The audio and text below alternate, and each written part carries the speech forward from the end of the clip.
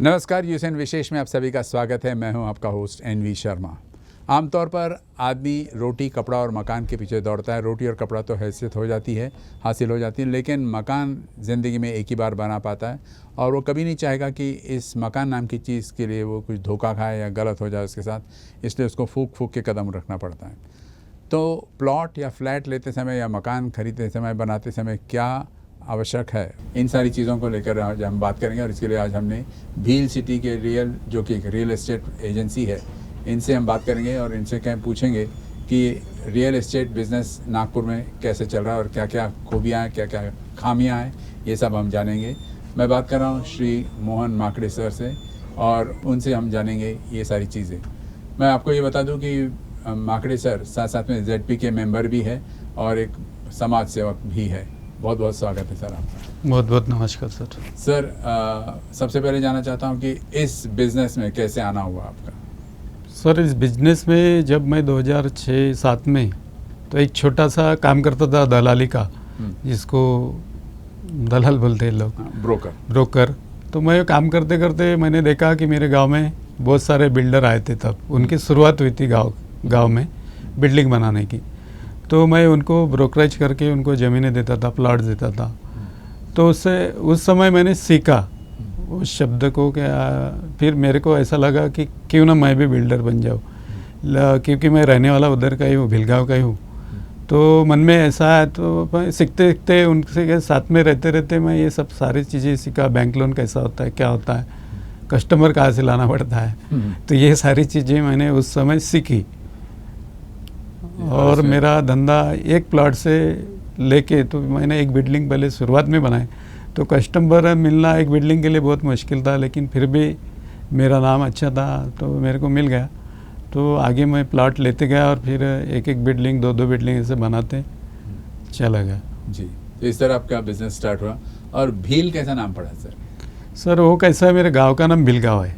और उस गांव ने मुझे 10 साल 2 बार सरपंच का पद दिया और अभी मैं जिला परिषद सदस्य बना हूँ। तो गांव ने मुझे अभी भी बहुत अच्छे मतों से दिया। तो मेरे को ऐसा लगा कि लोग भगवान के नाम रखते, फूलों के नाम रखते कॉलोनी को। तो मैं बोला क्यों नहीं भिलगांव है तो इसको भील सिटी के नाम से जाना जाए, इसलिए मैंने भील सिटी नाम दिया सर जी। तो एक बहुत सोच समझ के आपने ये काम किया जी। फिर यहाँ से आप पॉलिटिक्स में भी आ गए सर, उसके पीछे कोई कहानी है?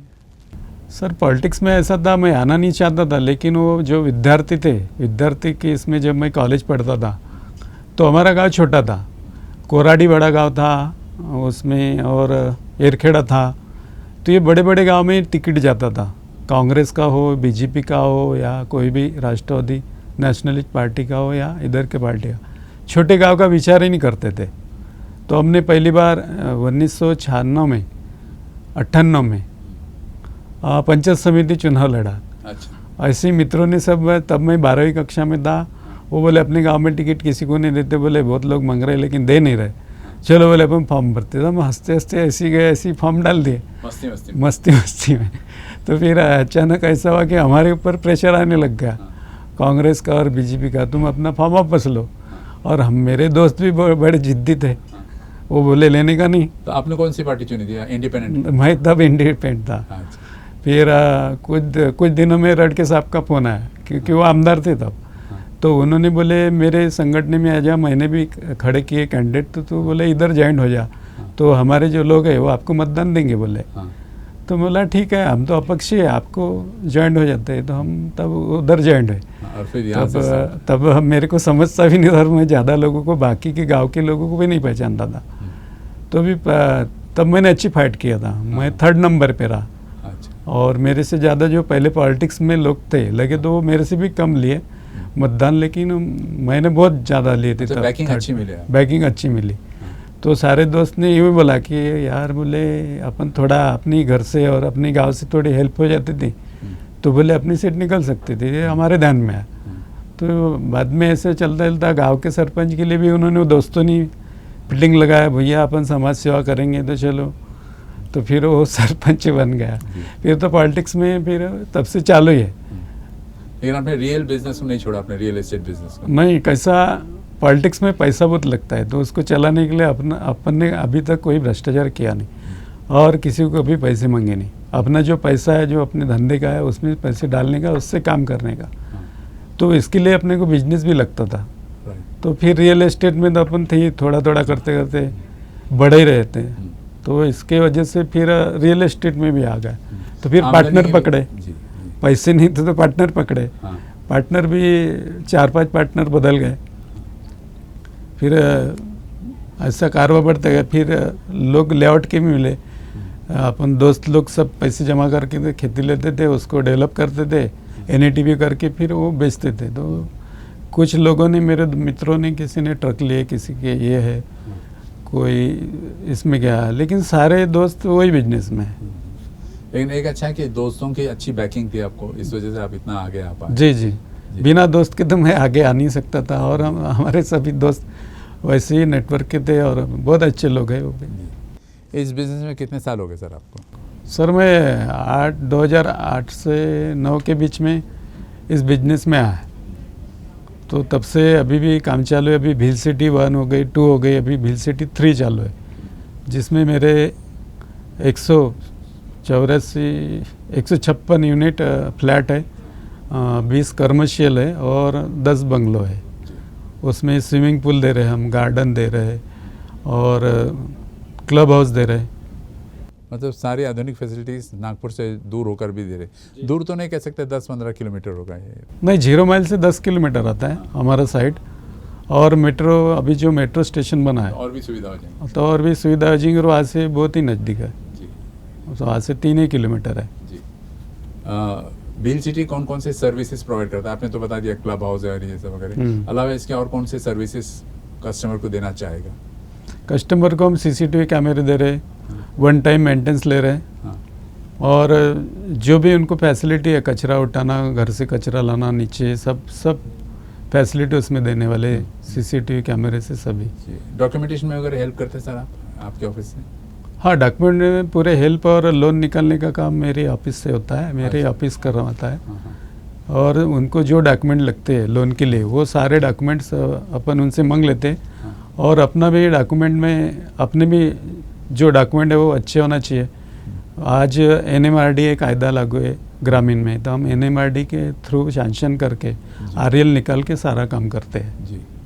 कई सारे लोग इस प्रोग्राम को देख रहे हैं और आगे भी देखेंगे इसको। मैं जानना चाहता कि वो कौन से डॉक्यूमेंट्स होने चाहिए जिससे कि वो धोखा नहीं खाएगा या सिक्योर और सेफ है। आप क्या एडवाइस करोगे? अभी लोगों ने प्लॉट लेते हुए, पहले क्या हुआ, गाँवठान के बहुत सारे लोग आते थे, खेती लेते थे और वो पोल गाड़ के बेच देते थे। और लोग इंस्टॉलमेंट पे थे, 3-3 साल 5-5 साल लोग इंस्टॉलमेंट पे वो गिराते थे। लेकिन उन्होंने जो किया वो अभी नियम लागू नहीं है, और तब भी नियम लागू नहीं था, लेकिन लोगों को समझता नहीं था। आज वो लेआउट देखेंगे तो ना ग्राम पंचायत काम कर सकती, ना कुछ। ऐसे बड़े बड़े लेआउट है, उन्होंने लेआउट धारकों ने एक ट्रक मुरुम भी नहीं डाला। वो मट्टी के रोड थे, ना इलेक्ट्रिक पोल था, लोग गरीब थे, इनने बैठ गए। तो बैठने के बाद उनकी मतदान में नाम आ जाता है।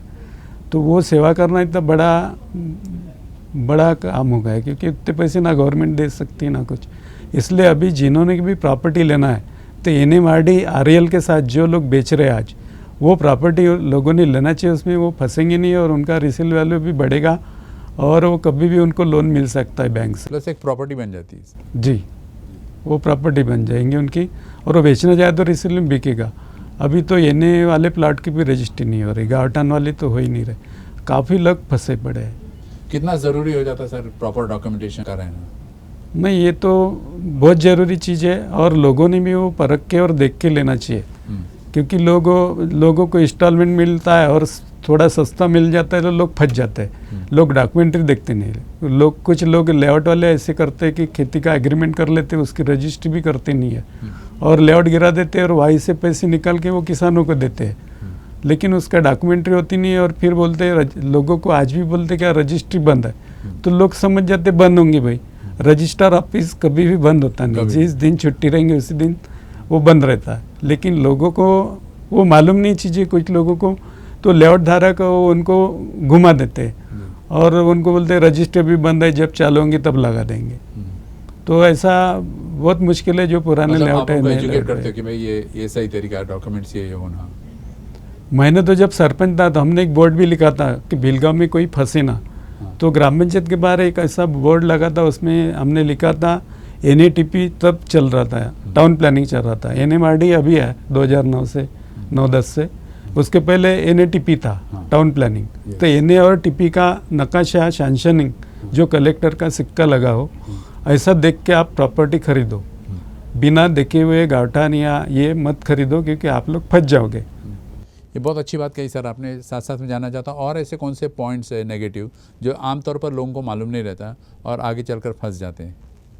अभी कैसा NMRD कानून लागू है ग्रामीण में पूरे, तो लोगों ने NMRD ये कानून के तहत उनका पास है कि नहीं है, उन्होंने NA किया कि नहीं, वो डॉक्यूमेंट देख के फिर वो प्लॉट लेना चाहिए। क्योंकि अभी NMRD कानून की तरफ सब लेआउट धारकों को cement road, gutter line, storm drain line, electric, garden सब पूरा डेवलप करके देना है। तो लोग इसमें फंसेंगे नहीं, इसमें ग्राम पंचायत को काम करने की ज़रूरत नहीं है, वो सारा लेआउट धारक करने वाले हैं। ये अच्छा कानून है और ये अच्छा कानून निकाला, ऐसा मैं समझता हूँ। मतलब थोड़ा महंगा होगा लोगों को खरीदने में, लेकिन वो आपको रीसेल भी मिलेगा और आपको किसी के पास ऐसा ग्राम पंचायत को या कोई भी सरकारी इसमें आपको जाना नहीं पड़ेगा, भैया हमारा रोड बना दो, हमारे इलेक्ट्रिक पोल दो, लाइन दो या नल का कनेक्शन दो, ये पूरी जिम्मेदारी उनकी है। आपने कहा कि आपने ब्रोकरिंग भी किया, अभी भी करते हो, तो क्या रोल होता है ब्रोकर का ताकि कस्टमर और जो गवर्नमेंट की जो फैसिलिटी है उसको कोऑर्डिनेट करने में?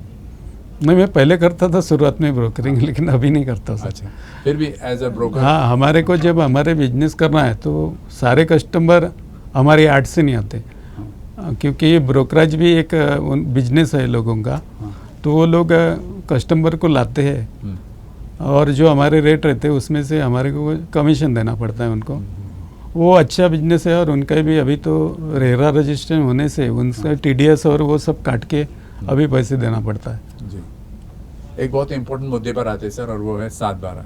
7/12 डॉक्यूमेंट तो जैसे कि एक बिल्कुल इम्पोर्टेंट, मोस्ट इम्पोर्टेंट डॉक्यूमेंट है, लेकिन इस डॉक्यूमेंट को रजिस्टर करते समय कई सारी दिक्कतें हो जाती हैं। तो कौन कौन सी दिक्कतें आती हैं और क्यों आती है और उसको कैसे निपटाया जा सकता है?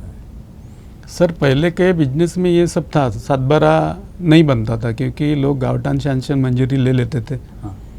और कोई ये नहीं करता था तो कुछ 7/12 फुटते थे। ये नहीं में ऐसा था सर का कलेक्टर ने ये नहीं दिया आपको 1 एकड़ में 24,000 स्क्वायर फीट का, लेकिन लोग उसमें 44,000 फुट जगह रहती, 20 फीट के रोड डालते थे और वो एने के ऊपर अभी ज़मीनें बेच देते थे प्लॉट डाल के।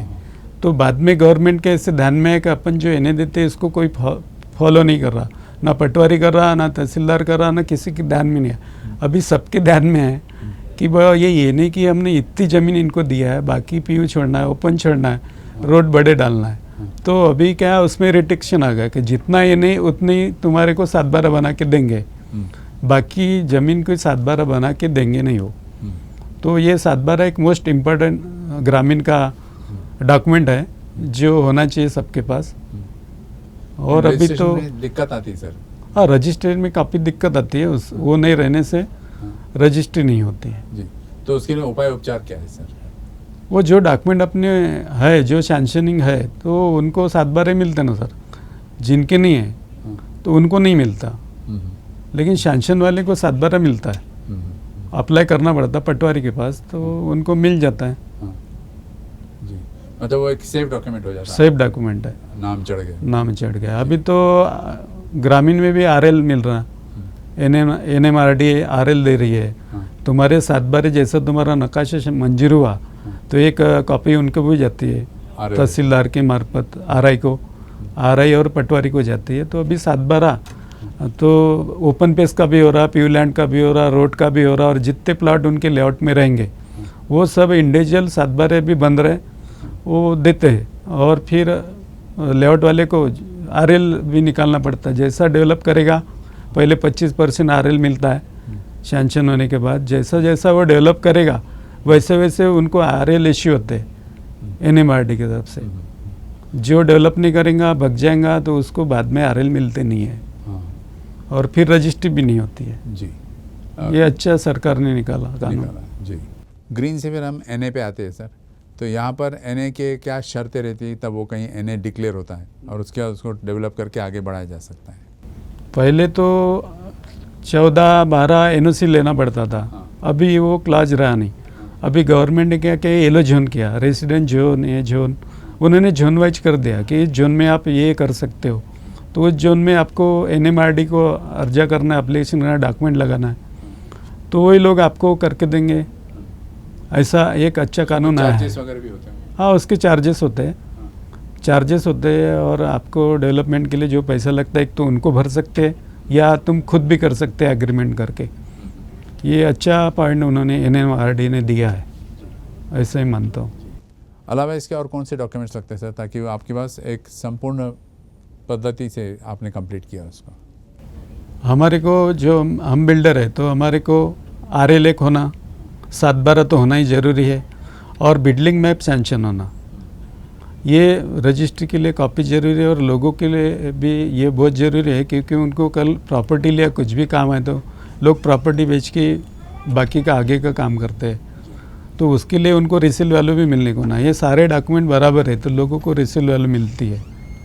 एनएमआरडी की बात कर रहे हैं आपने, वहाँ तक तो ठीक है, लेकिन सिटी में कई बार देखा गया कि जो रियल एस्टेट ओनर रहता है वही डेवलप करके देता है।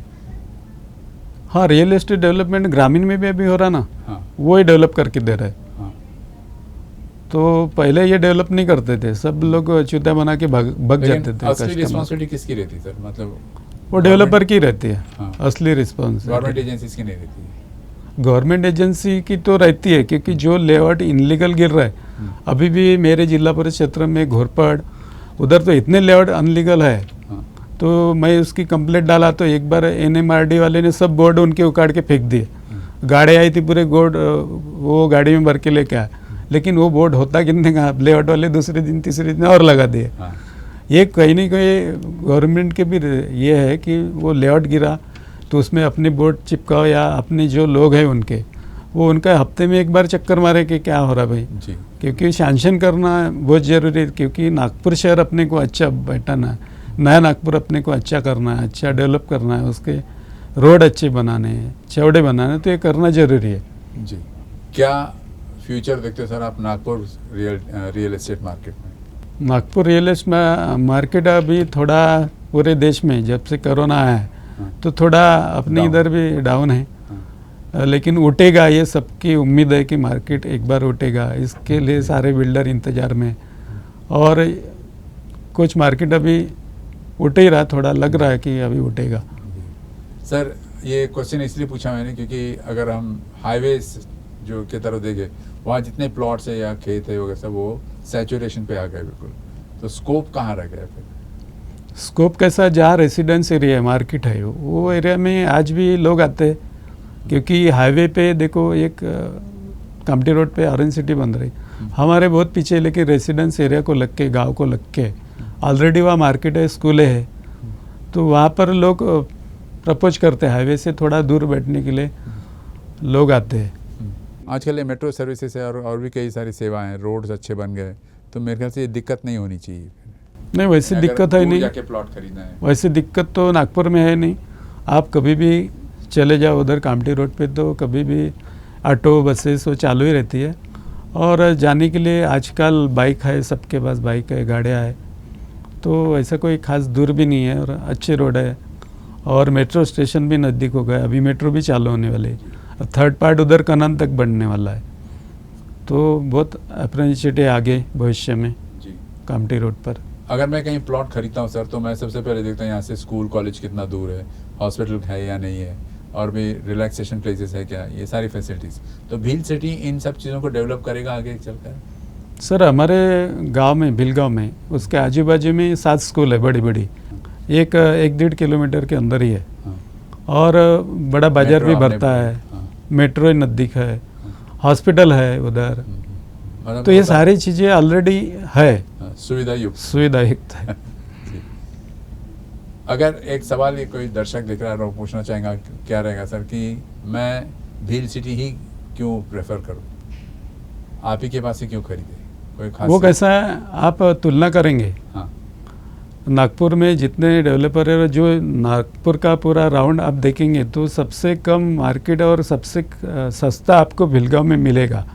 एक बार कस्टमर ने सारा एरिया घूमते, उनको जिनको खरीदना है एक बार वो टैली करे कि अपने को 25 लाख में 1000 फुट का बांधकाम मिल रहा है और दूसरी तरफ वो 1000 फुट बांधकाम 60 लाख में मिल रहा है, 70 लाख में मिल रहा है। तो लोगों को अच्छा नहीं कि वो सस्ते में और अच्छे बजट में और अच्छे मार्केट में और अच्छे एरिया में वो आ रहा है, सारी फैसिलिटी में।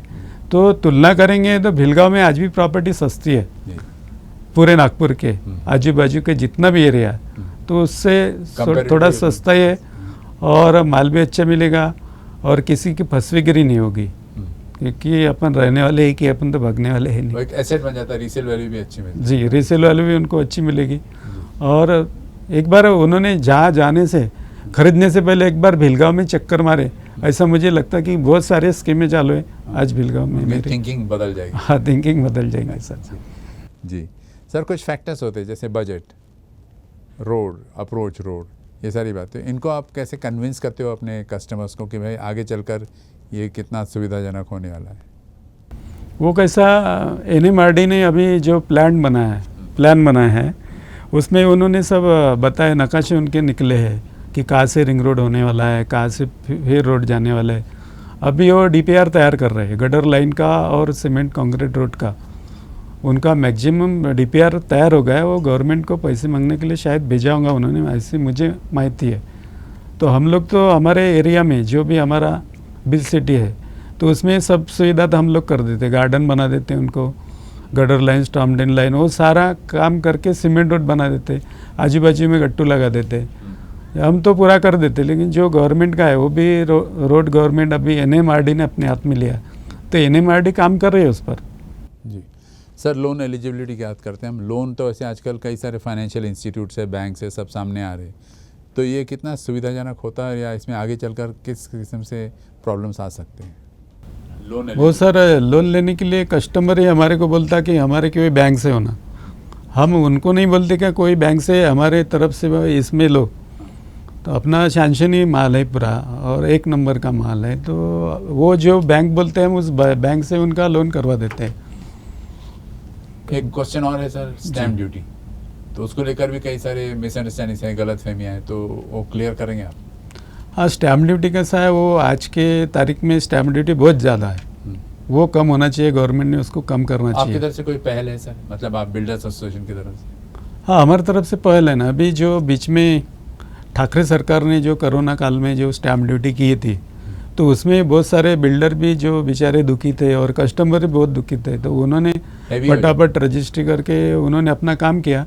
अभी 6.5% रजिस्ट्री, 7% रजिस्ट्री बहुत ज़्यादा है। वो मेरे हिसाब से 3 या 4% होना चाहिए, ऐसा गवर्नमेंट को हमारी तरफ से, बिल्डर एसोसिएशन तरफ से रिक्वेस्ट है और कस्टमर के तरफ से भी रिक्वेस्ट है कि ये धंधे में थोड़ा आधार होगा तो ये रजिस्ट्रेशन को कम करना चाहिए। और गवर्नमेंट का मुझे और इतना कहना है कि जो वैल्यूएशन जब वो निकालते, अभी भिलगांव का वैल्यूएशन निकालना है तो हाईवे का वैल्यूएशन वो बाजू के अंदर के खेत को भी लगा देते, ये सर गलत है। उन्होंने क्या एरिया देख के करना चाहिए कि एरिया का 7/12 में वो जो नंबर है, आंकड़ा है, ये कहाँ पर है, इसको रोड है कि नहीं, अप्रोच है कि नहीं, तो उसका कम होना चाहिए। हाईवे का पूरे एरिया में को लागू कर देते हो, क्योंकि जब सौदा करने जाते हैं तो सौदा अपना रहा 2 करोड़ का, तो स्टैम्प ड्यूटी रहती सर 3-3.5 करोड़ की। चलो अपन स्टैम्प ड्यूटी तो भर देते, 3-3.5 करोड़ की जितनी आएंगी उतनी भर दिए, तो फिर वो क्या होता है, सौदा उतना है तो उतने ही पैसे देंगे अपन किसान को, तो उसमें क्या होता है, इनकम टैक्स नोटिस भेज देता है लेने वाले को, एक दूसरे के अंदर जम्बल्ड अप है। हाँ, कि आपने हमारे वो चोरी किया। अरे सौदा ही उतना है, एग्रीमेंट ही उतना है, तो किसान की उतना 3.5 करोड़ रुपए अपने अकाउंट मिलेगा। वो तो जितने का सौदा है उतना ही पैसा लेगा ना, उतना ही कोई भी बिल्डर देगा, कोई भी डेवलपर देगा उसको, तो वो थोड़ा गवर्नमेंट में सुधार। क्या सुझाव देंगे सर गवर्नमेंट का, आप क्या उपाय, मतलब आपकी बिल्डर्स एसोसिएशन ने भी इसको डिस्कस किया होगा? हाँ, इसमें ऐसा है कि जो रेट है वहाँ के, जो अंदर खेती है तो उसके रेट कम रहते हैं, जिनको रास्ता नहीं रहता उससे और कम रहते हैं, तो तुम हाईवे के रेट सारे गांव में और सारे इसमें लगा दे रहे हैं, ये गलत है। उसमें गलती हो रही है बिल्डर और लेआउट वाले की, उनकी गलती नहीं है, ये गलती गवर्नमेंट ने की है, तो गवर्नमेंट ने उसको सीरियसली लेना चाहिए और इसमें सुधार लाना चाहिए, ऐसा मेरा कहना है। और एक इम्पॉर्टेंट फैक्टर है जो पब्लिक की डिमांड रहती है कि एडिशनल कॉस्ट, पहले हिडन कॉस्ट जिसको बोलते हैं, वो बताते नहीं और बाद में धीरे धीरे से ये हिडन कॉस्ट भी खुलने लगते हैं। तो आमतौर पर पब्लिक को लगता है कि वो बेवकूफ़ बन रहे हैं। नहीं, कोई कोई बिल्डर ऐसा करते होंगे, लेकिन जनरली बिल्डर करता नहीं, वो पहले ही बता देते कि इतनी की बिल्डिंग है, स्टैम्प ड्यूटी इतना लगेगा, एस्केलेशन कॉस्ट वगैरह बताएंगे। हाँ सर, पहले ही बता देते हैं, हमारे पास वो रहता है बना हुआ कि बिल्डिंग इतना है, इतना स्टैम्प ड्यूटी लगेगा आपको, और वन टाइम मेंटेनेंस के इतने पैसे लगेंगे। ये सारी चीज़ें उनको समझा के बता के बाकी हम लोग बुकिंग लेते हैं। आपका ये पूरा जो टॉक शो था अपने आप में एक सुंदर मैसेज था, क्योंकि आपने बड़े सिंपल तरीके से समझा है ताकि हर आदमी समझ सके उसको। लेकिन फिर भी अगर एक मैसेज देना चाहोगे तो क्या रहेगा? मेरा इतना ही मैसेज है लोगों को, जो भी प्रॉपर्टी खरीदे वो पूरे नागपुर के आजू बाजू में और उसका रेशो लेके अपने को 1000 फुट 1500 फुट कितने में फ्लैट या बिल्डिंग मिल रही है, तो उसका कंपेरिजन करेंगे तो बिलगांव कम है, ऐसा मेरा मानना है। और मैं मानता हूँ इस बात को, क्योंकि मैं घूमते रहता हूँ तो मैं भी रेट देखते रहता हूँ। तो एक बार बिलगांव आए, कम से कम लेने के पहले एक बार घूमने के लिए आए, बाद में लगे तो आपको जहाँ खरीदना वहाँ खरीदे, लेकिन एक बार अवश्य बिलगांव को भेंट दे, बस इतना बोलना है सर। बहुत बहुत शुक्रिया सर, आपने सुंदर तरीके से समझाया। Thank you. थैंक यू, धन्यवाद।